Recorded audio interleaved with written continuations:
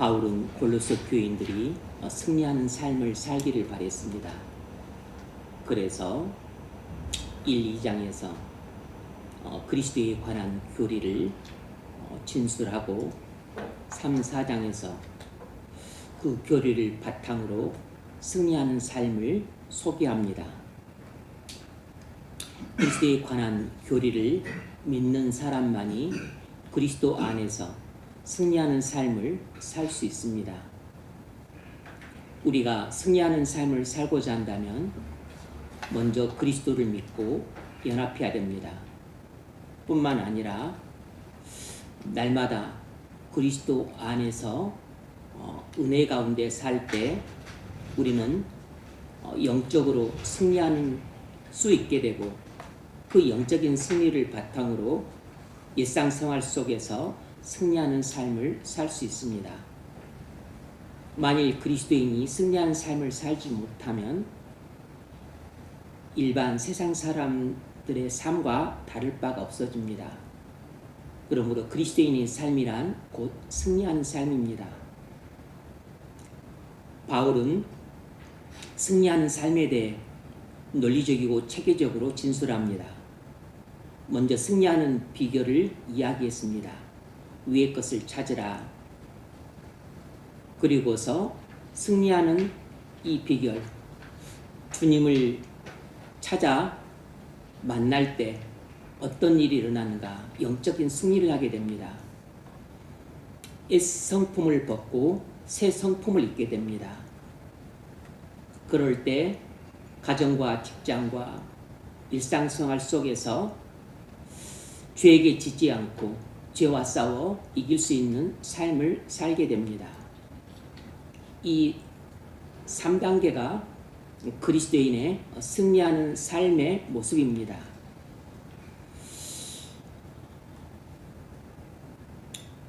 오늘 본문은 우리가 위의 것을 찾을 때 어떤 영적인 승리를 거두게 되는가를 소개하는 대목입니다. 그러므로 너희는 하나님이 택하사 거룩하고 사랑받는 자처럼 긍휼과 자비와 겸손과 온유와 오리 참음으로 옷 입으라 했습니다. 이 말씀을 통해 우리가 발견할 수 있는 진리는 이것입니다. 그리스도인은 은혜 가운데 살 때 온유가 자란다는 것입니다. 그리스도인은 은혜 가운데 살 때 온유가 자랍니다. 온유란 길들여진 힘, 통제된 강함, 이런 단어의 뜻을 갖고 있습니다. 그런데 이것을 기억하십시오. 성경이 온유에 대해서 내리는 정의는 이것입니다. 온유란 힘을 통제할 수 있는 성품입니다. 성경이 내리는 온유에 대한 정의는 이것이에요. 힘을 통제할 수 있는 성품입니다. 이것이 성경이 말하는 온유의 정의입니다. 고대 헬라에서는 이 단어를 야생마가 훈련되어 주인의 손에 순종하는 상태를 표현할 때 사용했습니다. 그러니까 야생마는 거칠어서 통제가 불가능하죠. 그런데 주인의 손에 길들여져서 그 순종할 때 그 야생마의 상태, 이것이 바로 온유에 대한 그 의미입니다.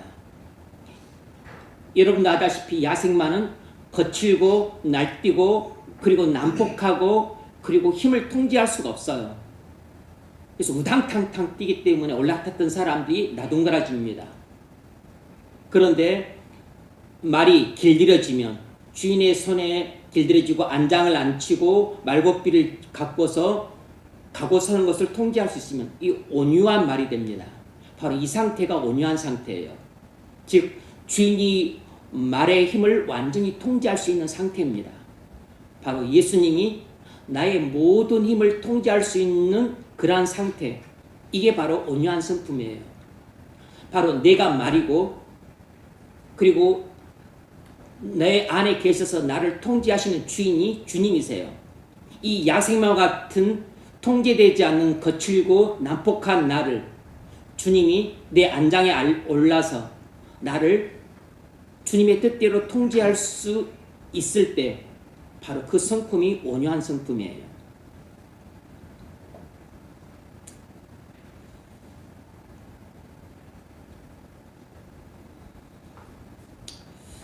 본문에서 바울은 온유를 옷으로 비유해서 입으라고 했습니다. 무엇을 의미하냐면 온유가 이 성품에서 저절로 나오는 감정이 아니고 새 성품에서 의식적으로 선택해야 되는 태도라는 것을 말합니다. 옛사람의 성품은 본디 온유하지 않고 완고하고 포악하고 분노하는 추악한 성품이에요. 출애굽기에 나오는 바로의 완고한 성품을 생각해 보십시오. 모세가 바로에게 이스라엘 백성을 출애굽시켜야 되겠다고 하나님 명령을 전달합니다. 그런데 바로가 화가 머리끝까지 나가지고 거절할 뿐만 아니라 오히려 노역을 더 무겁게 해서 고통을 가중시킵니다. 모세가 또 하나님의 명령을 전달하니까 바로가 거절합니다. 애굽에 재앙이 내리기 시작해요. 날강이 피로 변하고 그리고 파리 때가 오고 또 개구리 때가 옵니다. 그러자 바로가 겁이 나서 허락에 놓고 나서 나중에 또 말을 뒤집습니다. 번복을 해요. 전염병으로 가축들이 죽고 우박으로 농작물이 파괴되고 그러니까 바로가 다시 또 보내주겠다고 허락을 합니다. 또 잠잠해지니까 또다시 변덕을 부리고 자기 말을 뒤집어요.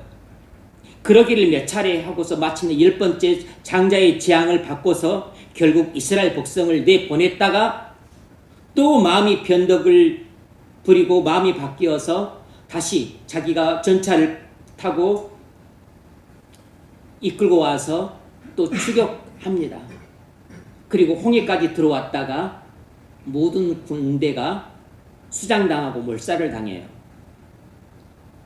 바로가 이렇게 하나님 말씀을 거역했던 것은 그 마음이 완고했기 때문입니다. 출애굽기 7장 13절 바로의 마음이 완악하여 그들의 말을 듣지 아니하니 바로의 마음이 완악해서 모세의 말을 듣지 않았습니다. 모세가 전하는 하나님 말씀을 듣지 않았어요.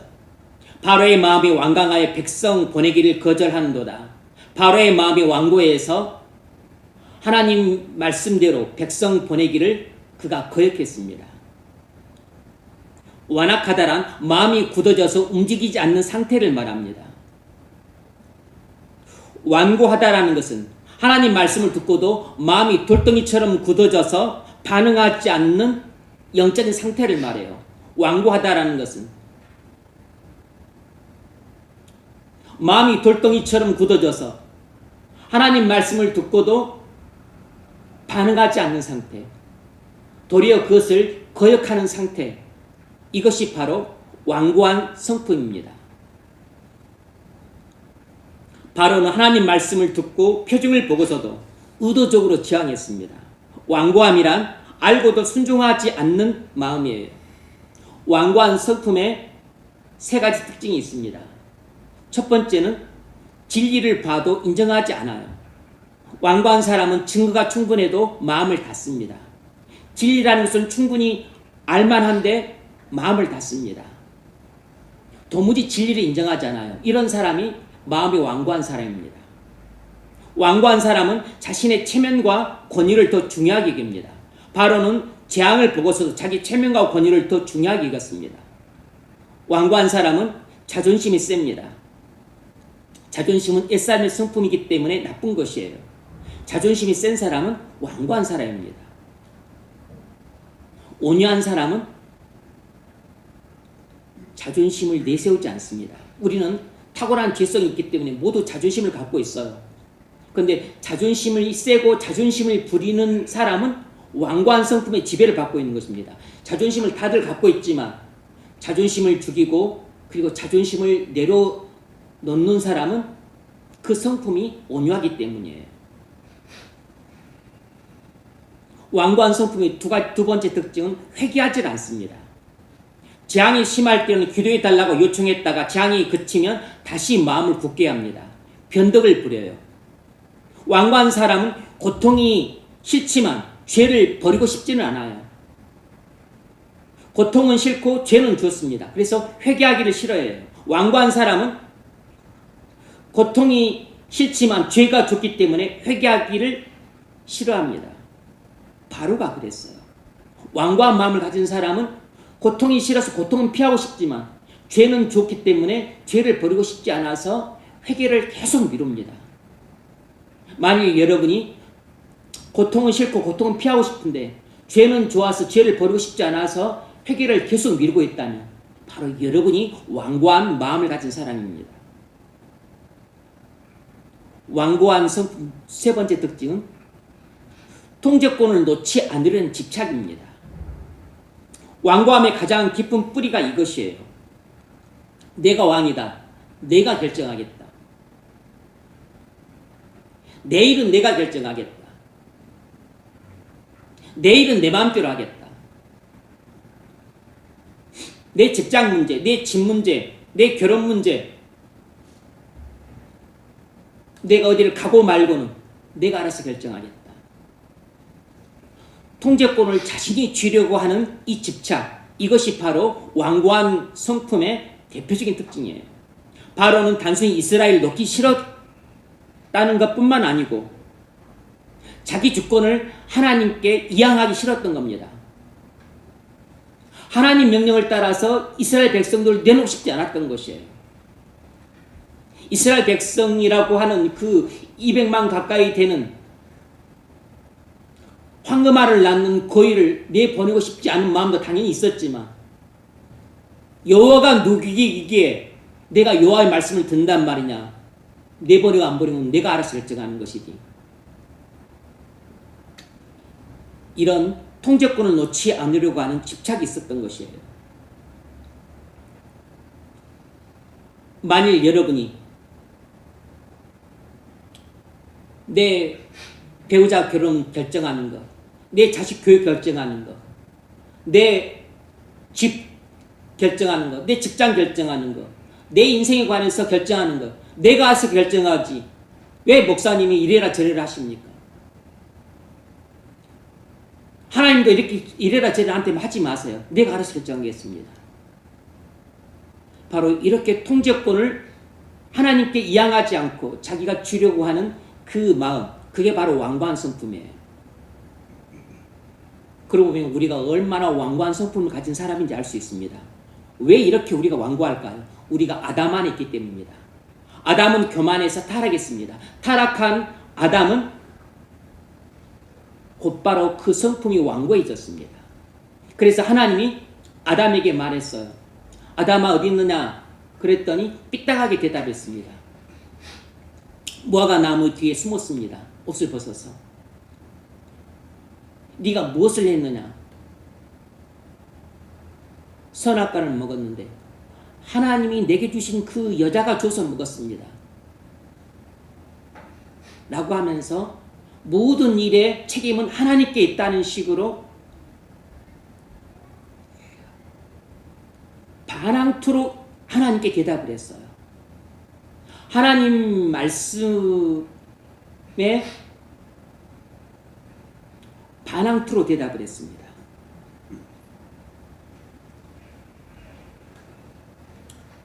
점점 돌처럼 반응하지 않는 상태가 되어갔어요. 아담에서 태어난 모든 사람은 근본적으로 완고할 수밖에 없습니다. 타락한 아담이 완고해졌기 때문에 아담 안에서 태어난 모든 인류는 아담처럼 완고한 성품을 갖고 태어났어요. 완고한 성품을 가진 우리는 마음이 변덕스럽고 말을 번복하기를 반복듯 합니다. 그래서 어떤 사람이 마음이 자주 변덕스럽고 그렇게 말을 자꾸 바꾸는 그런 사람이 있다면 그 사람은 필시 완고한 사람이에요. 완고한 사람들은 자기 주장을 꺾지 않고 계속 고집을 부립니다. 완고한 사람들은 하나님 말씀에 순종할 수 있는 힘이 없기 때문에 계속 거역해요. 나는 하나님 말씀에 굴복하지 않겠다. 나는 내 뜻대로 하겠다. 내 생각대로 하겠다. 그 사람의 마음은 점점 굳어집니다. 완고한 사람들은 자기 힘을 통제할 수 있는 힘이 없기 때문에 자기가 가진 힘을 마음껏 행사합니다. 그래서 화낼 수 있는 대로 화를 내고, 그리고 폭력을 행사할 수 있으면 폭력을 행사하고, 언어 폭력을 행사할 수 있으면 언어 폭력을 마음껏 행사합니다. 그리고 자기가 어떤 높은 지위에 있으면 자신의 직권력을 마음껏 행사해서 부하들을 괴롭히고, 그리고 갑질을 하고, 그리고 하청업체에서 그렇게 뜯어냅니다. 하청업체를 그렇게 못살게 굴어요. 왜냐하면 자기 힘을 쓸 수 있기 때문입니다. 그런 사람들은 완고한 사람들이에요. 바로가 그랬습니다. 우리가 완고하다면 우리도 반드시 이렇게 분노하고 난폭한 성품도 수반이 됩니다. 모든 사람은 태어날 때부터 완고합니다. 그리스도 안에 있는 사람일지라도 완고한 성품은 씨앗처럼 작기 때문에 여전히 완고한 성품이 훨씬 더 커요. 우리가 매일 은혜 가운데 살 때만 완고함이 약화되고 온유함이 강해집니다. 바로와의 완고함 때문에 결국 어떤 일이 벌어졌습니까? 10가지 재앙으로 나라가 초토화되었고, 장자 죽음으로 모든 나라 백성들이 다 통곡하게 되었어요. 뿐만 아니라 결국 그 바로의 완고함 때문에 결국 홍해 심판을 받게 됩니다. 바로가 부리던 그 막강한 군대의 전력이 전부 홍해 바다의 수장이 돼요. 그래서 결국은 애굽이라는 국가가 붕괴됩니다. 바로는 완고에서 하나님 명령을 거역함으로 말미암아 자신과 나라가 모두 파멸되었습니다. 이처럼 완고함은 반드시 파멸을 낳습니다. 여러분, 우리가 완고하냐 온유하냐 하는 문제는 결코 작은 문제가 아닙니다. 많은 사람들이 생각할 때 뭐 완고하고 온유하고 하는 것이 뭐리 대단한 문제냐 이렇게 생각하는 경향이 있어요. 완전히 잘못된 생각입니다. 완고한 사람은 자기 고정된 생각을 강하게 주장하고 하나님 말씀을 경청하지 않습니다. 완고한 사람은 자기 음성만 들리지 하나님 음성이 들리질 않아요. 그래서 결국 하나님 말씀을 거역합니다. 그러다가 하나님이 내리시는 재앙을 당해요. 그래도 고집된 사람들은 돌아서질 않습니다. 그러다가 또 다른 재앙들을 받습니다. 돌아서야지 해놓고 나서 또 살만하면 또 말을 번복합니다. 그러다가 마음이 더 강팍해져서 예전보다 더 하나님께 강하게 반역합니다. 결국 그렇게 하나님께 반역하다가 하나님의 심판을 받아서 파멸당해요. 완고함은 반드시 사람을 파멸로 이끕니다.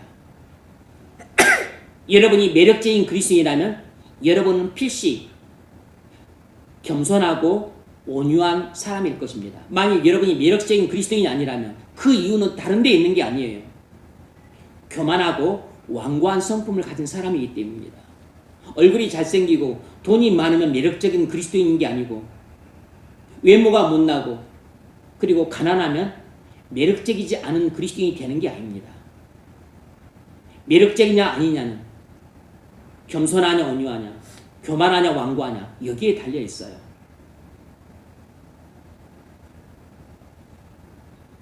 완고한 사람은 바로처럼 고집이 셉니다. 바로는 고집 때문에 망했어요. 신하들이 제발 하나님 그 명령대로 우리가 재앙을 당할 만큼 당했으니까 이스라엘 백성을 내보냅시다. 그렇지 않다가 나라가 망하겠습니다. 이렇게 간언을 해도 바로가 이런 지하에 거절했습니다.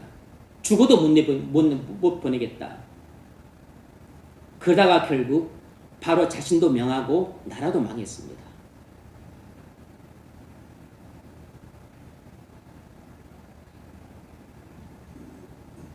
고집센 사람은 100% 완고한 사람이에요. 온유한 사람은 절대로 고집이 셀 수 없습니다. 왜냐하면 자기 힘에 대한 통제권을 완전히 주님께 이양했기 때문이에요. 그래서 자기 마음대로 할 수 있는 게 아무것도 없어요. 자기 주장을 이렇게 내세울 게 없습니다. 자기 확신도 있을 수가 없어요. 주님이 말고삐를 쥐고 쥐기 때문입니다. 가라고 하면 가고 멈추라고 하면 멈추는 것입니다. 오른쪽으로 잡으면 오른쪽으로 가고 왼쪽으로 틀면 왼쪽으로 가는 것이에요. 우리는 완전히 온유한 사람이 될 때 주님의 손에 말고삐가 붙잡힌 야생마와 같은 존재가 됩니다.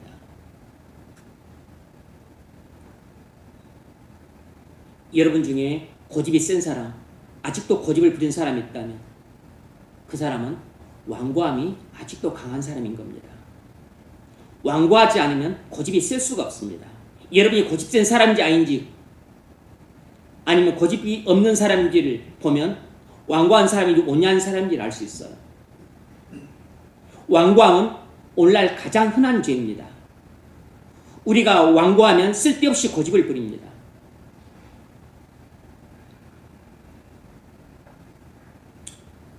아십니까? 교만이 완고를 낳고 그리고 완고함이 고집을 낳아요. 고집은 어리석은 결정을 낳습니다. 어리석은 행동을 낳아요. 어리석은 결정과 행동이 결국 자신과 가정과 직장과 교회에 파멸과 어려움을 가져옵니다. 중요한 것은 교만하면 반드시 완고하게 된다는 것입니다. 그리고 완고하게 되면 반드시 고집을 부리고 고집을 부리게 되면 마음이 굳어지고 눈이 어두워져서 어리석은 말과 행동을 하게 됩니다. 교만한데 온유한 사람은 없어요. 겸손한데 완고한 사람도 없는 것입니다.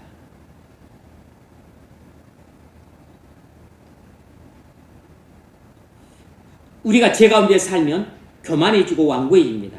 은혜 가운데 살면 겸손해지고 온유해집니다. 그래서 교만과 완고함이 어깨동무하는 친구고 겸손과 온유도 늘 함께 다니는 단짝입니다.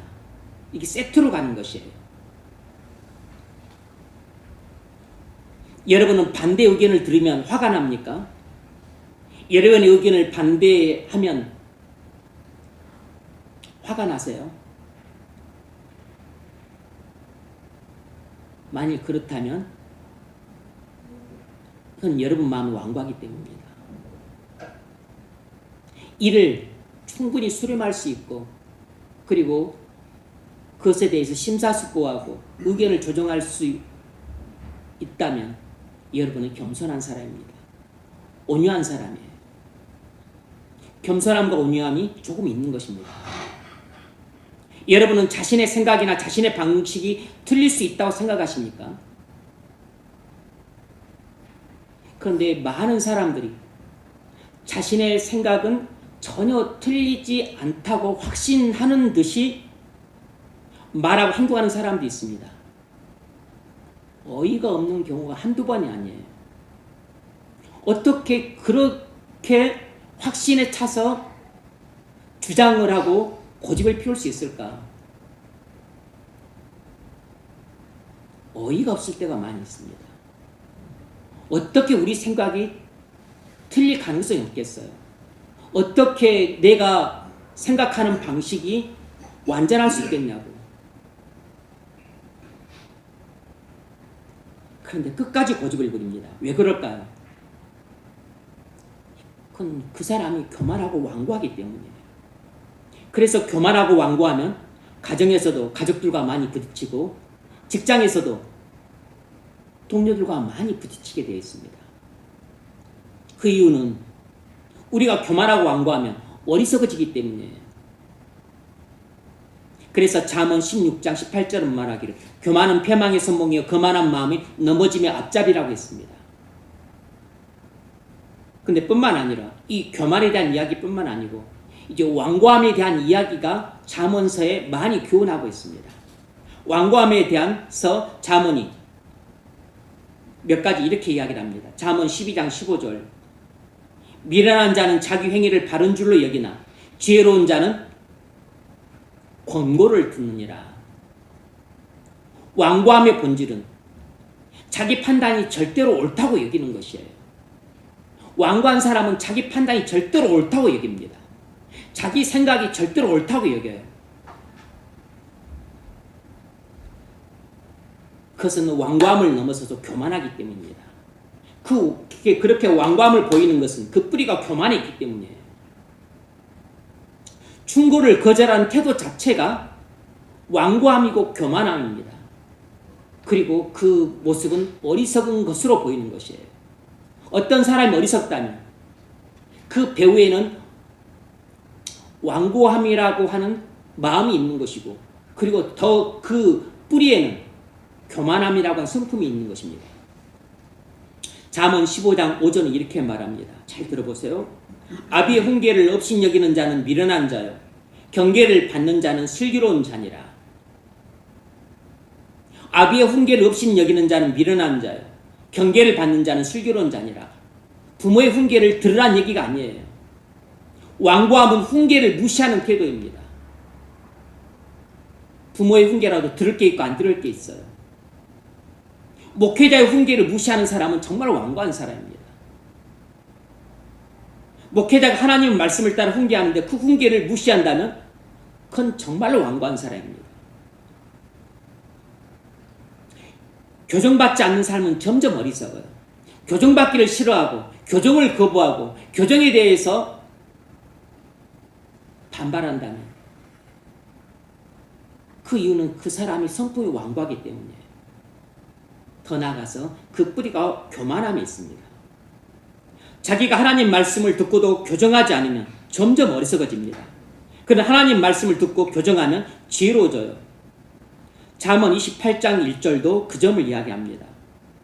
자주 책망을 받으면서도 목이 곧은 사람은 갑자기 패망을 당하고 피하지 못하리라.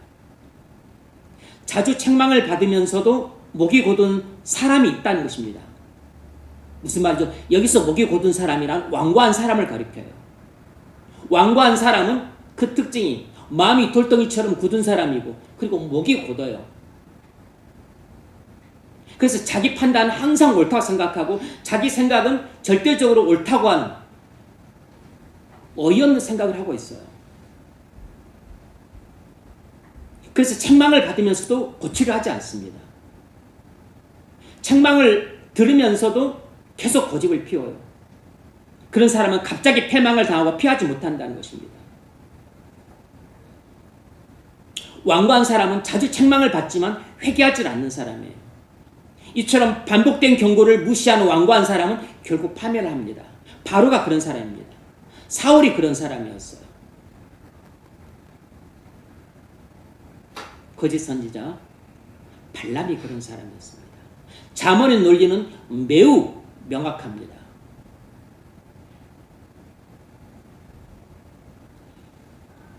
우리가 교만하면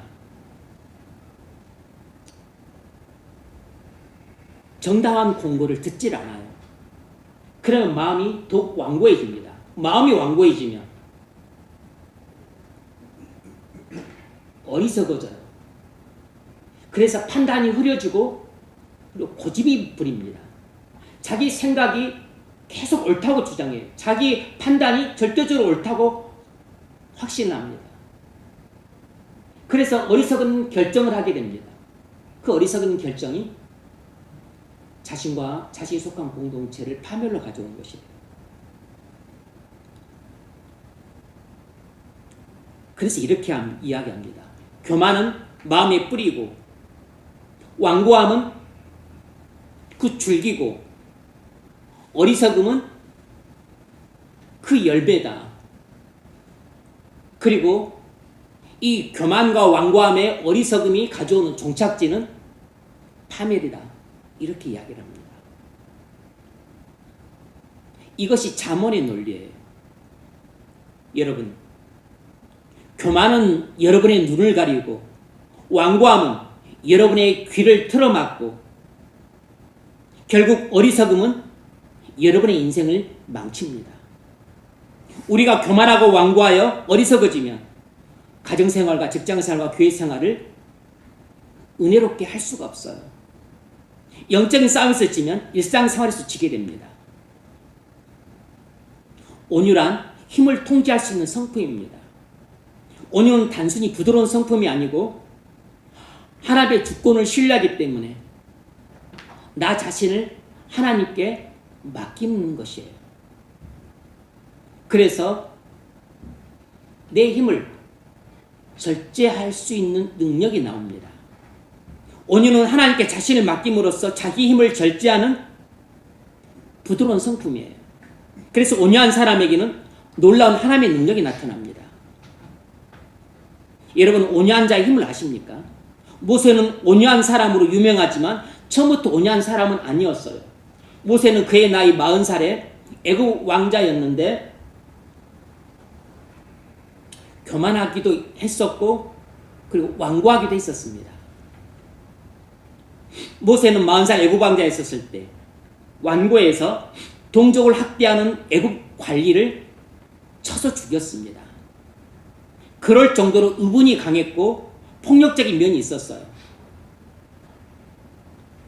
40년 미디안 광야에서 연단됨으로 그의 교만과 그의 뿌리 깊은 교만과 완고함이 뿌리째 뽑혔어요.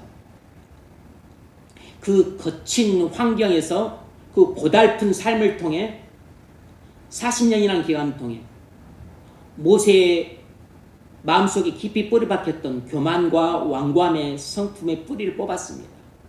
그리고 모세가 80살 중기에 겸손하고 온유한 사람으로 본격적으로 변화되기 시작했습니다. 하나님과 친밀한 만남과 교제를 통해서 모세가 겸손하고 온유한 사람으로 변화되기 시작했습니다. 하루아침에 된 게 아니에요. 모세는 이스라엘 200만 백성의 생사를 쥐고 있는 최고 지도자였습니다. 그런데 그 광야 한복판에서 자기 혈육 아론과 미리암이 모세를 공격했습니다. 왜 니만 하나님과 대화하고 지도권을 행사하냐? 우리도 하나님과 대화할 수 있다 하면서 모세의 지도권을 공격했습니다. 그때 모세가 그들의 공격과 비방에 대해서 아무 대꾸도 하지 않고 그냥 하나님께 납작 엎드렸습니다. 그랬더니 하나님이 떡하니 나타나서 아론 이리 오고 미리암 이리 오고 모세도 이리 오고 하면서 하나님이 모세와 자신의 관계에 대해서 이야기를 주면서 아론과 미리암에게 엄청난 책망을 하셨어요. 그래서 아론은 대제사장이 있기 때문에 문무병을 줄 수 없어서 미리암한테만 문무병을 내리셨습니다.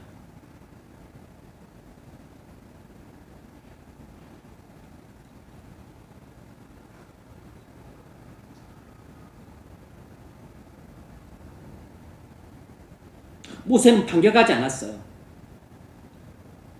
자기 권위를 스스로 변하지도 않았습니다. 침묵했습니다. 그런데 그 침묵은 무력함이 아니었어요. 하나님께 재판을 맡기는 믿음의 침묵이었습니다. 이게 바로 온유함이에요. 모세는 자기의 억울함을 하나님께 맡겼습니다. 이것이 바로 모세의 온유함입니다. 자신의 억울함을 하나님께 맡기는 사람이 온유한 사람이에요. 자신의 힘을 행사해서 아론과 미리암을 충분히 제압할 수 있지만 자신의 힘을 행사하지 않고 이 모든 문제를 하나님께 맡기는 사람이 온유한 사람입니다. 하나님께서 모세가 행사할 수 있는 모든 그 힘을 하나님께로 이양함으로 모세라고 하는 말의 고삐를 하나님이 쥐고 계셨던 겁니다. 자기 권위가 훼손나갈 때 그 문제를 하나님께 맡기는 사람이 온유한 사람이에요. 온유는 힘이 없는 게 아니고 힘을 통제하고 그 힘을 행사할 수 있는 고난을 주님께 맡기는 사람입니다. 온유는 힘이 없어서 행사를 못하는 게 아니고 그 행사할 수 있는 자신의 힘을 주님께 맡기고 주님이 알아서 판단하셔서 주님의 힘으로 행사할 수 있도록 권리를 이양하는 그 믿음이 온유예요. 온유한 모세에게 하나님의 놀라운 능력이 나타나서 미리암을 문둥병으로 쳤습니다. 이처럼 온유한 사람에게는 놀라운 하나님의 능력이 나타납니다. 출애굽기 16장을 보면 고라 사건이 나와요. 고라가 당을 저 모세에게 대적했습니다. 너희만 하나님께 제사하냐? 우리도 하나님께 제사할 수 있다. 왜 너희만 그렇게 나대냐? 고라 일당이 모세의 지도자의 권위를 훼손하자 모세가 그 문제를 하나님께 맡겼습니다. 모세가 그냥 고라의 말에 아무런 대꾸도 하지 않고 납작 하나님께 엎드렸어요. 그러면서 너희가 분수에 지나게 행동한도다 이렇게 말했습니다. 여러분, 분수에 지나게 행동하지 마십시오. 여러분, 국어공부 잘 하셔야 됩니다. 여러분, 주제 파악을 잘 하셔야 돼요. 여러분, 수학 공부도 잘 하셔야 됩니다. 여러분, 자기 분수를 잘 아셔야 돼요. 분수에 지난도다. 고라가 분수에 지나는 행동을 했습니다. 주제 파악을 못하고 선을 넘었어요. 그 말하고서 모세가 하나님께 맡겼습니다. 그랬더니 하나님이 나서셔서 이스라엘 백성 전체를 죽이겠다 했더니 모세가 말렸습니다. 그랬더니 고라 일당만 처리했어요. 고라 일당을 땅을 벌려서 삼켰고 250명 불러 살라 죽였습니다. 제발 여러분, 교회 생활하면서 분수에 지나는 행동하지 마세요. 주제 넘게 행동하지 마십시오. 교회 생활하면서 목회자로서 그 행동들을 볼 때 저건 아닌데 싶을 때가 참 많았습니다. 그렇게 행동하고 그렇게 생활하시던 분들은 말로가 좋지 않아요.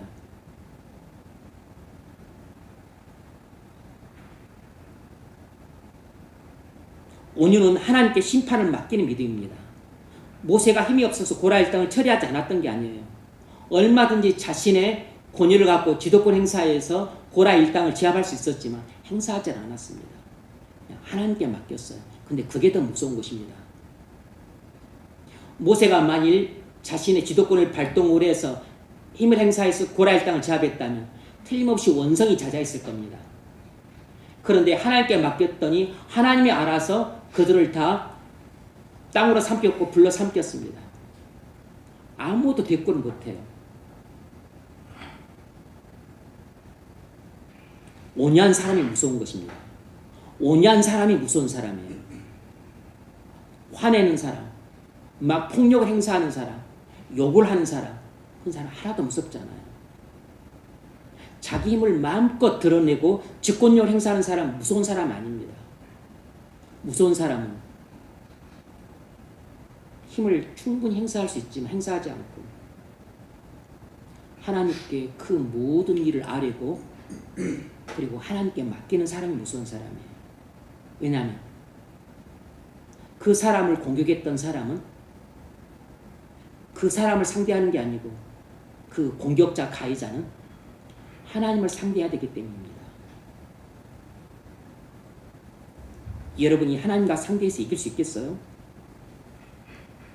내가 상대방을 공격하 해를 입겠음에도 불구하고 상대방이 나를 온유하게 된다면 나는 상대방이 아니라 하나님을 상대해야 될 날이 올 겁니다. 그때는 땅이 삼키고 불이 사를 수 있어요. 그러기 전에 빨리 회개하고 용서를 구하십시오. 진짜 무서운 사람은 분노하고 그리고 폭력을 행사하고 그리고 자기 마음껏 힘을 행사해서 괴롭히고 착취하는 사람이 아니에요. 화도 내지 않고 힘도 행사하지 않고 침묵하고 조용히 하나님께 엎드린 사람이 제일 무서운 사람입니다. 여러분, 온유는 하나님께 자신을 맡김으로써 자기 힘을 절제하는 부드러운 성격입니다. 그러므로 믿음이 없으면 절대로 온유한 사람이 될 수 없습니다. 하나님을 전적으로 신뢰하는 믿음이 있어야 온유한 성품을 얻게 돼요. 우리는 모두 온유한 사람이 되고자 하지만 모두 온유한 사람이 되지는 못해요. 왜냐하면 믿음이 있어야 온유한 사람이 되는 것입니다. 믿음이 있어야 내 힘을 절제하고 하나님께 모든 일을 맡기게 됩니다.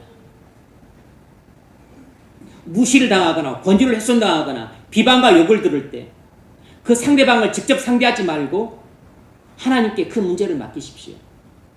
그것이 성경이 말하는 온유한 성품입니다.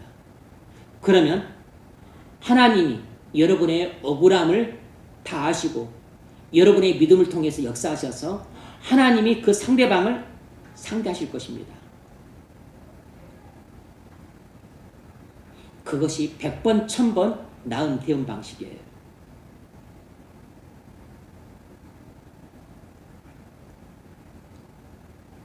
저도 어처구니 없는 일을 당할 때가 있습니다.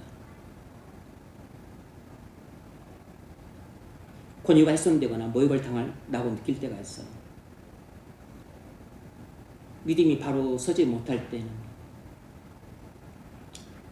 곧바로 반응하기도 하지만 하나님께 맡길 때가 있습니다.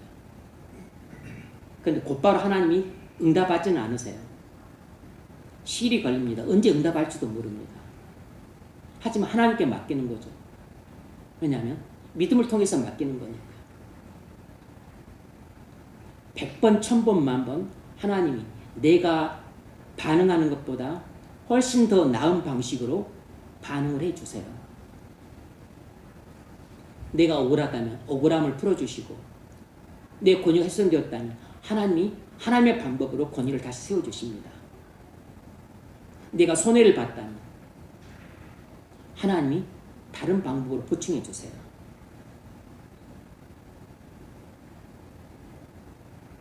맞서서 싸우거나 말싸움 하지 마세요. 여러분이 동원할 수 있는 힘을 행사해서 문제를 해결하려 하지 마십시오. 그것은 믿음이 아니고 불신입니다. 따라서 온유함이 아니고 그것은 완고한 방식으로 문제를 해결하는 태도예요. 조금 시간이 걸리더라도 하나님 앞에 무릎을 꿇고 하나님께 해결을 맡기십시오. 억울한 일이 있다면 하나님께 그 억울함을 맡기세요. 하나님이 눈멀고 귀먼 귀머거리라면 못 들으시겠지만 눈이 있어 보시고 귀가 있어 들으신 분이라면 다 보시고 들으십니다. 여러분이 그렇게 온유하게 대처한다면 여러분에게도 하나님의 놀라운 능력이 나타날 것입니다. 어떤 목사님이 사모님과 사별하고 혼자 지냈습니다. 사택에 가끔 청소를 해주러 오는 어떤 그 자매가 있었어요. 그런데 그 자매가 임신을 했습니다. 근데 그 어떤 형제랑 사귀다가 임신을 했는데 뭐 목사님 때문에 임신하게 됐다고 그렇게 어떻게 또 거짓말을 하게 됐어요. 교회 사람들이 들고 일어났습니다. 목사가 어떻게 그럴 수 있느냐. 목사님은 억울하게 누명을 쓰고 교회에서 쫓겨났습니다. 항변하지 않았어요. 침묵했습니다. 그래서 목사가 뭐 제주도 없고 하니까 저 강원도 탄광에 가서 광부로 일을 했습니다. 그리고 그 자매가 애를 낳았는데 그 애까지 데리고 가서 거기서 혼자 광부로 일을 하면서 애를 돌봤습니다. 수년이 지났어요. 나중에 그 자매가 교회 앞에 진실을 말했습니다. 어떤 형제랑 사귀면서 임신하게 됐고 그 애다. 교회가 발칵 뒤집어졌습니다. 그래서 이제 목사님 어디 계신지도 몰라요. 그래서 추적을 해서 목사님 사는 곳을 알았고 찾아가서 100배 사죄를 하고 다시 모시고 왔습니다. 그러고 나서 그 목사님이 교회에서 사역할 때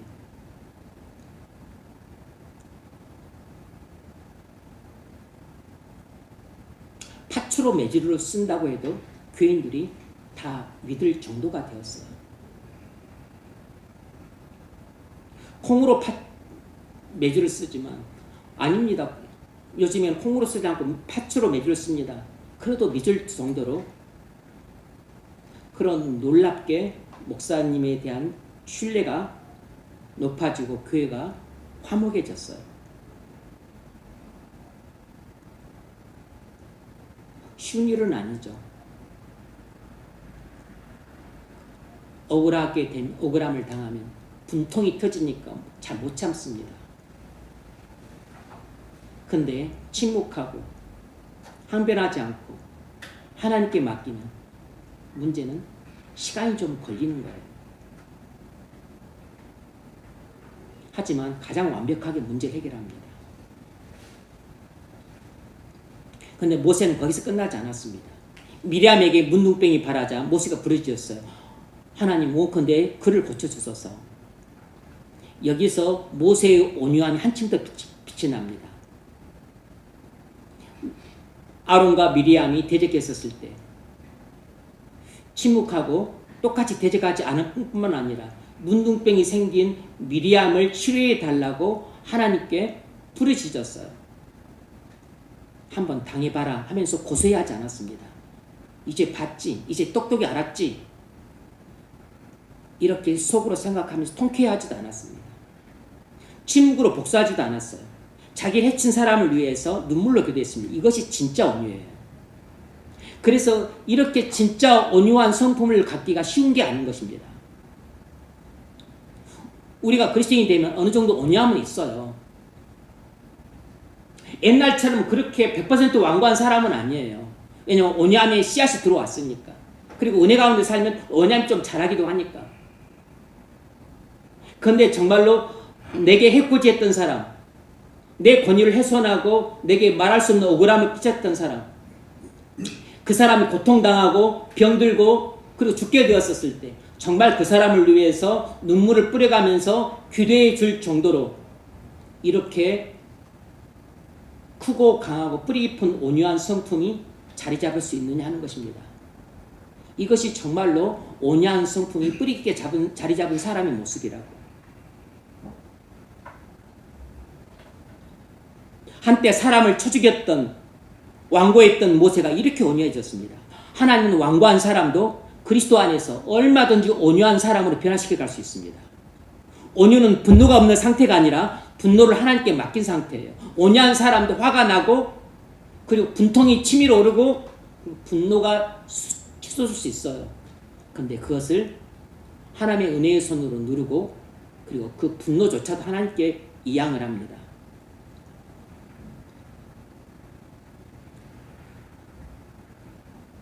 온유함이 힘이 없어서 참는 게 아니고 사랑 때문에 참는 것입니다. 그런데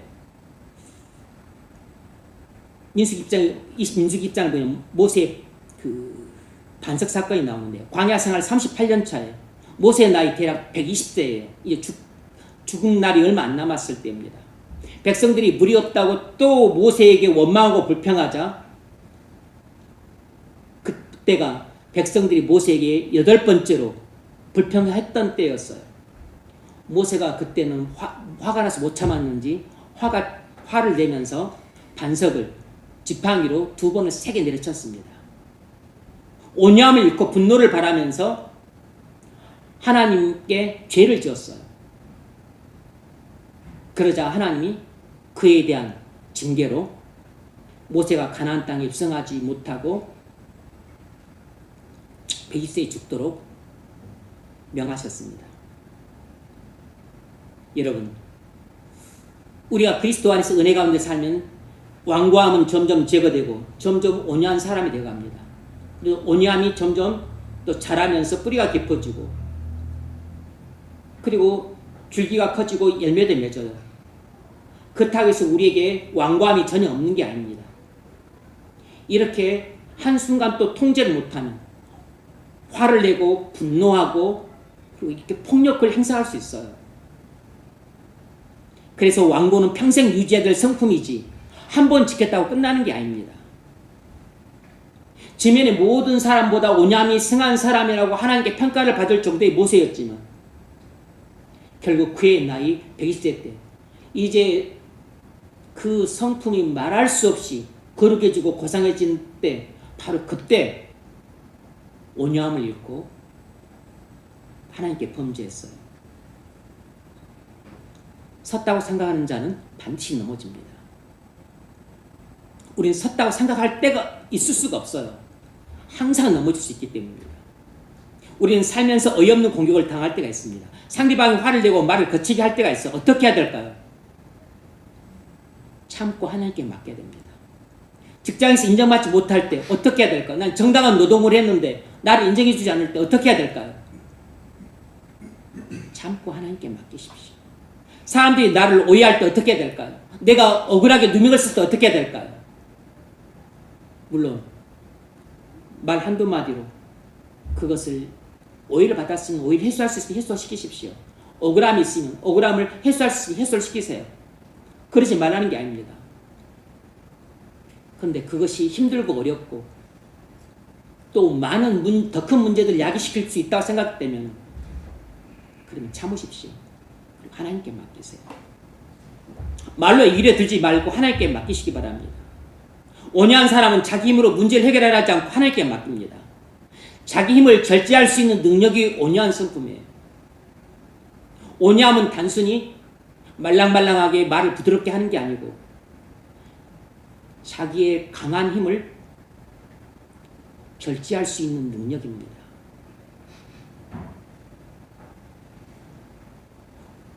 자기 힘을 절제할 수 없으면 야생마와 같이 날뛰고 난폭하고 그리고 주인을 내동댕이 칩니다. 야생마가 주인의 손에 길들여지게 되면 한없이 온유해져요. 주님이 우리 등에 올라타서 나의 말고삐를 쥐고 가라가면 가고 멈추라면 멈추고 말하라면 말하고 침묵하라면 침묵하고 엎드리라면 엎드리고 그리고 참으라면 참고 그럴 수 있는 사람이 바로 온유한 사람이에요.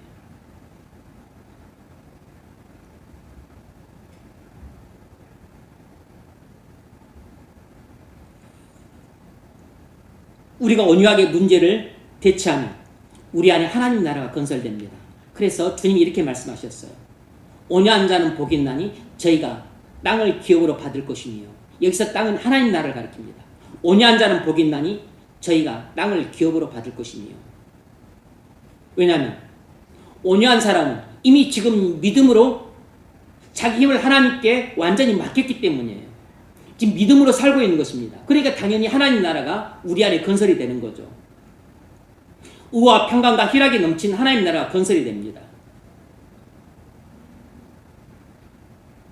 요한은 젊은 시절 얼마나 성격이 불같이 급하고 거칠고 그리고 격한 성품이었던지 예수님이 이 야고보와 그의 형제 요한을 보아노게 우레의 아들이라고 별명을 지어줬습니다. 특별히 별명을 지어줬어요. 우레의 아들이라고. 사마리아 사람들이 예수님을 거부했었을 때 요한이 이렇게 말했습니다. 하나님, 예수님, 불을 내려서 저들을 멸하라 하시겠습니까? 벼락을 쳐서 저들을 죽여버릴까요? 이렇게 말했어요. 그때 예수님이 깜짝 놀라시면서 책망하셨습니다. 요한이 요순절날 성령 강림을 받고 그리고 그 이후로 온갖 숱한 박해를 받았습니다. 그리고 그의 노년에 그가 사랑의 사도가 되었습니다. 하나님은 사랑이시라. 서로 사랑하라. 우리의 아들이 그리스도 안에서 사랑의 사도로 변화되었어요. 불같이 급하고 거칠고 격한 성품을 가졌던 요한이 그리스도 안에서 온유한 성품의 사람으로 변화되었습니다. 진실한 성도는 그리스도 안에서 반드시 완고함을 벗고 온유한 사람이 됩니다. 여러분은 지금 온유한 사람이세요? 아니면 완고한 사람이십니까?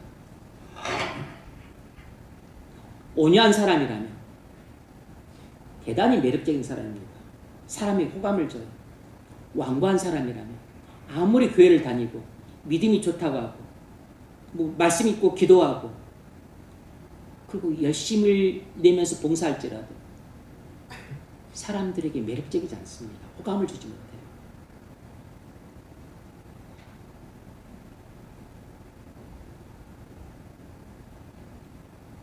다윗의 믿음의 진가는 온유함에서 나타납니다.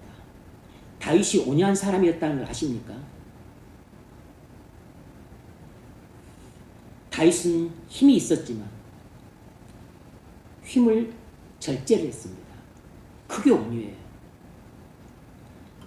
사무엘상 24장을 보면 사울이 3천의 군사를 이끌고 다윗을 잡으려고 추격했습니다.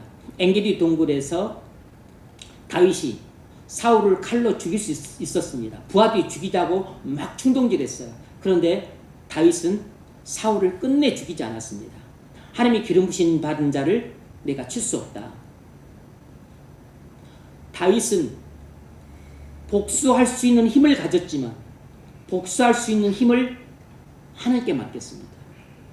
그는 복수의 칼을 갖고 있었지만 복수의 칼을 휘두르질 않았어요. 이게 바로 다윗의 온유함입니다. 온유함이란 이런 것이에요.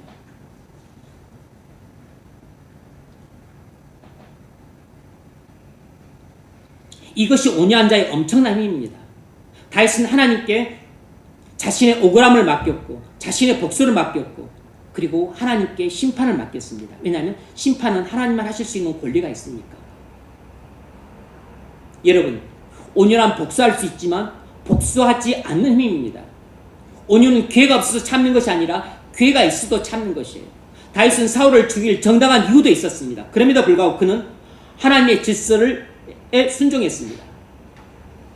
원래 복수는 심판장이신 하나님만 하실 수 있는 것이기 때문에 하나님께 심판을 맡긴 것이에요. 복수할 수 있지만 복수하지 않는 것, 이게 온유예요. 복수할 수 있는 힘을 가졌지만 복수할 수 있는 힘을 행사하지 않는 것, 이게 온유예요. 모욕을 참는 것도 온유입니다. 모욕을 참는 것은 정말 힘든 일이에요. 그런데 다윗은 모욕을 참았습니다. 압살롬 반란 때 다윗이 신하들과 함께 도망을 쳤습니다. 도망가고 있는 판국에, 그렇지 않아도 지금 마음이 상심이 큰데 그 시므이가 쫓아와서 다윗에게 돌을 던지면서 저주를 퍼부었습니다. 이 피 흘린 자여, 피 흘린 자여, 하나님이 너를 저주하실 것이다. 그러자 주변에 있던 부하들이 저 개같은 놈을 당장 칼로 쳐 죽입시다. 다윗이 말렸습니다. 여호와께서 그에게 명령하실지 모른다. 자신에게 저주를 퍼붓는 이 시므이의 저주와 모욕을 하나님의 섭리로 받아들였습니다. 그래서 다윗은 시므이가 퍼붓는 온갖 모욕과 저주를 침묵했어요. 모욕을 참았습니다. 이것이 온유예요. 다윗은 자존심을 버렸습니다. 자존심을 버리는 것이 온유입니다. 자존심을 세우면 절대로 온유해질 수 없습니다. 자존심을 세우는 순간 우리는 싸우게 되고 다투게 되고 복수하게 되고 철천지 원수가 되고 관계가 끊어집니다. 공동체는 그때부터 분쟁으로 들어가요. 온유는 자존심을 지키는 싸움을 포기하는 것입니다. 다윗은 시므이의 모욕을 참았습니다. 침묵했어요. 모욕을 참고 침묵하는 것이 온유입니다. 다윗의 온유함의 결과가 무엇이겠습니까? 하나님의 약속대로 다윗에게 이스라엘 왕의 자리를 내주시고 그리고 그의 나라를 영원한 나라로 세우셨습니다. 온유는 하나님의 때를 기다리는 믿음입니다. 여러분, 직장에서 종종 억울한 일을 당할 때가 있죠. 업무에 대해 부당한 평가를 받을 때가 있습니다. 억울하게 잘못을 뒤집었을 때가 있어요. 뒷담화를 들을 때도 있습니다. 화가 치밀어 오르지만 어떻게 해야 될까요? 참아야 됩니다. 침묵해야 돼요. 그리고 하나님께 맡겨야 됩니다. 하나님께 엎드려야 돼요. 온유하게 대처를 해야 하나님이 그 여러분의 온유함을 통해 나타나는 믿음을 통해서 하나님이 역사를 하십니다. 그런데 그러기가 말하기는 쉬운데 어려운 거예요.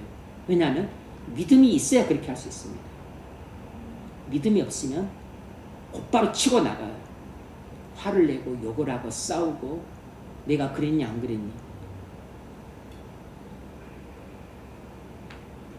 믿음을 통해 나오는 온유가 이런 억울하고 화나는 상황을 조용히 넘어가게 만들어줘야 돼요. 여러분 모욕을 참으십시오. 모욕에 침묵하세요. 그것이 온유함입니다. 온유는 단순히 참는 것이 아니고 하나님께 맡기는 것이에요. 온유는 단순한 침묵이 아니고 하나님의 때를 기다리는 것입니다. 남북 전쟁 후에 링컨은 자신을 가장 모욕하고 비난했던 정적을 국무장관에 임명했습니다. 그래서 사람들이 깜짝 놀랐어요. 왜 당신을 그렇게 못 잡아먹어서 안다라는 이 정적을 대통령 다음 자리인 국무장관에 앉혔습니까? 국무장관은 2인자, 2인자. 링컨이 말했습니다. 그를 원수로 남겨두지 않기 위해서입니다. 여기서 링컨의 믿음이 나타나죠. 여기서 링컨의 배포가 나타납니다. 링컨이 얼마나 온유한 성품을 가진 사람이었는가 여기서 나타나요. 온유는 원수를 제거하는 힘이 아니고 원수를 친구로 바꾸는 힘입니다.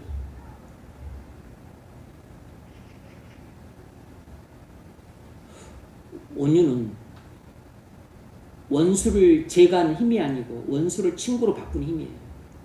원수를 제거하는 것은 쉬운 일입니다. 왜냐하면 내가 힘을 가졌으니까. 원수를 짓밟는 것은 일도 아니에요. 그만 짓밟는 게 아니고 그 가문을 아예 통째로 삶아버리고 죽이는 것은 일도 아닙니다. 그런데 원수를 친구로 바꾸는 것은 그건 믿음이 없으면 불가능해요. 사람들은 온유를 약한 것으로 생각하는데 온유는 약함이 아닙니다. 온유는 자신의 힘을 통제할 수 있는 능력이에요. 자신의 감정을 통제할 수 있는 능력입니다. 자신의 장래사를 하나님께 맡기는 믿음이에요. 그래서 온유한 사람은 항상 승리합니다. 왜냐하면 하나님이 대신 싸워주기 때문이에요. 온유한 사람의 믿음을 통해 하나님이 역사를 하셔서 하나님은 온유한 사람을 대신해서 싸워줍니다. 그래서 온유한 사람이 항상 승리합니다. 여러분, 온유가 사라질 때 사람들과의 관계가 깨집니다. 내가 화를 내고 내가 또 격정을 부리고 또 내가 완고해지고 포악해지고 폭력을 행사할 때 관계가 깨져요. 내가 완고해지면 공동체가 깨집니다. 내가 완고해지면 가정이 깨지고 직장이 깨지고 교회가 깨집니다. 여러분 가정이 왜 깨지는지 생각해 보세요. 여러분 직장에서 동료들과 관계가 왜 깨지는지 생각해 보세요. 여러분이 완고했기 때문에 깨졌을 겁니다. 여러분이 온유해졌더라면 깨지지 않았을 것이에요. 교회가 왜 깨집니까? 우리가 온유했더라면 깨지지 않았을 것입니다. 온유는 공동체를 지키는 마지막 울타리입니다. 가장 완전히 온유한 사람은 예수님이세요. 예수님이 왕관 분이셨다면 구속 사역을 감당할 수 없었을 겁니다. 예수님이 완벽하게 온유한 분이셨기 때문에 구속 사역을 감당할 수 있었어요. 바리새인들이 예수님을 욕하고 돌로 쳐 죽이려고 했습니다. 그때 예수님은 바리새인들을 욕하지 않고 맞서 싸우지 않고 논쟁하지 않으셨어요. 예수님은 오히려 힘없는 자처럼 피하고 물러나셨습니다. 도망치듯이 물러나셨어요. 가룟 유다가 예수님을 은 20냥을 받고 팔려고 할 때 예수님은 그 바로의 그 가룟 유다의 그 속임수를 다 알고 있었지만 끝내 가룟 유다를 책망하지 않으셨습니다. 끝까지 온유하게 대하셨어요. 이것이 바로 예수님의 온유한 성품이 행간에 잘 드러나고 있는 대목입니다. 겟세마네 동산에서 베드로가 예수님 위에서 또 칼을 휘둘러서 마고의 귀를 뺍니다. 그때 예수님이 베드로를 크게 꾸짖어요. 그래서 이렇게 말씀하십니다.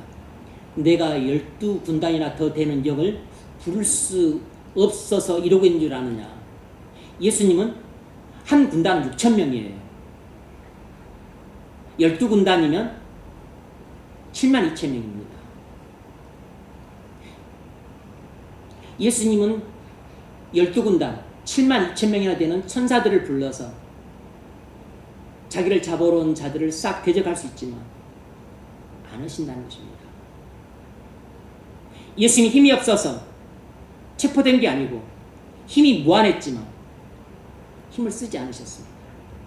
힘이 있지만 힘을 쓰지 않는 것, 이것이 온유함이에요. 빌라도 앞에서 재판을 받을 때 많은 사람들이 조롱하고 거짓 증언을 했습니다. 근데 예수님이 한마디도 반박하지 않았어요.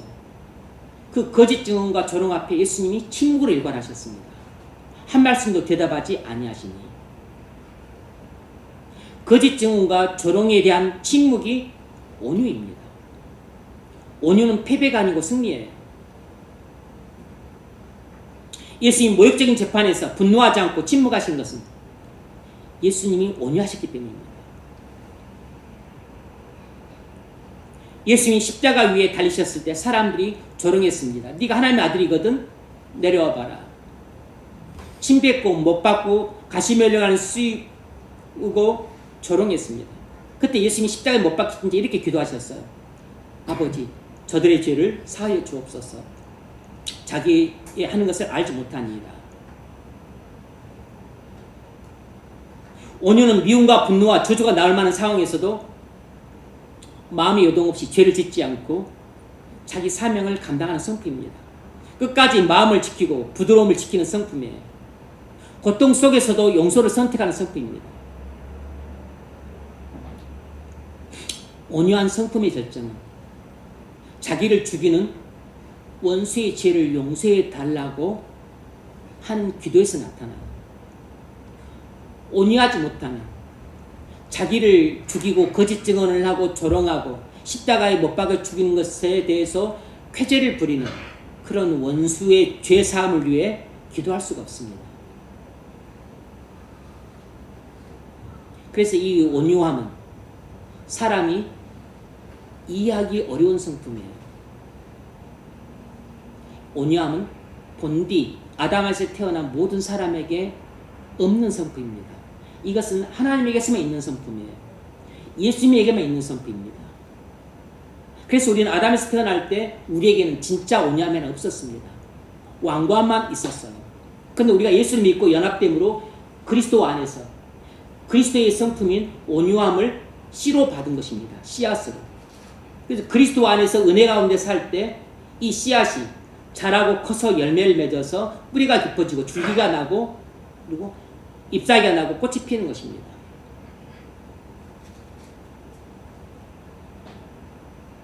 온유의 절정은 십자가예요.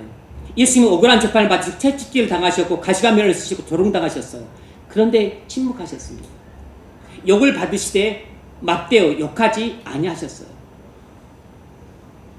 누가 욕하는데 욕을 안 합니다. 조롱하는데 침묵해요. 침을 뱉는데 똑같이 침 뱉지 않습니다. 인간의 힘으로는 불가능해요. 인간의 성품으로 불가능합니다.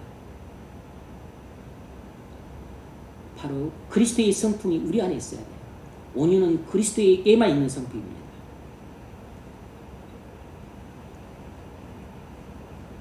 온유는 최악의 상황에서 최선의 행동을 할 수 있는 성품이에요. 그래서 황금보다 값지고 고귀한 성품입니다. 다이아몬드보다 훨씬 값비싼 성품이에요. 우리 손에 다이아몬드 반지 대신에 우리 마음에 온유의 성품을 끼고 있어야 됩니다.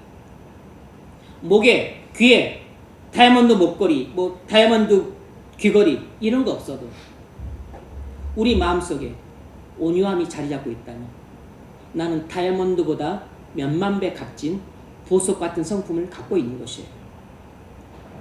완성된 하나님 나라는 온유한 나라입니다. 거기에는 미움도 분노도 없고 그리고 화도 폭력도 없습니다. 완고함이 없는 나라예요. 그래서 온유는 천국 시민의 성품입니다. 온유는 하나님 나라 백성들의 성품이에요. 여러분이 천국 시민입니까? 그렇다면 온유한 성품이 있어야 돼요.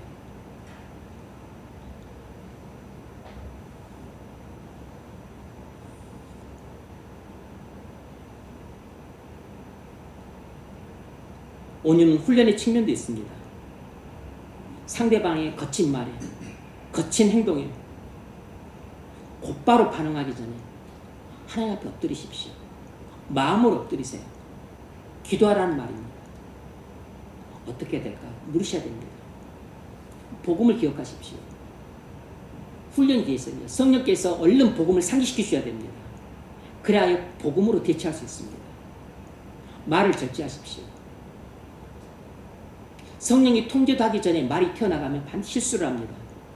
반드시 화난 말을 하게 되고 거친 말을 하게 되고 욕을 욕으로 받고 미움을 미움으로 받고 그리고 공격에 대해서 복수하는 말로 받게 돼요. 성령께서 혀를 재간을 물려주시지만 말이 절제가 됩니다. 온유는 말이 절제에서 나타나요. 말씀을 맺겠습니다. 여러분, 온유는 그리스도의 성품입니다. 우리는 아담 안에서 완고한 성품을 갖고 태어났어요. 하지만 그리스도 안에서 온유한 성품의 씨앗을 받았습니다.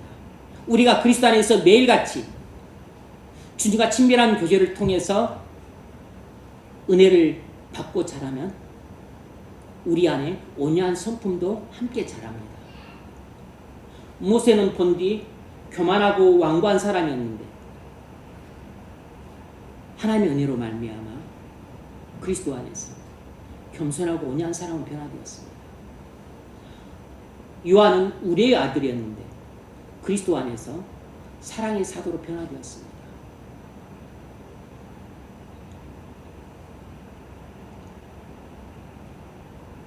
베드로도 이렇게 폭력을 행사를 잘하는 거칠고 완고한 사람이었는데 그리스도 안에서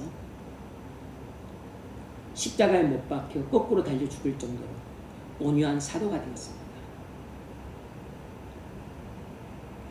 완고한 성품을 죽이고 온유한 성품을 살리십시오. 온유한 성품을 살리냐 못 살리냐는 여러분이 은혜 가운데 사느냐 못 사느냐에 달려 있습니다.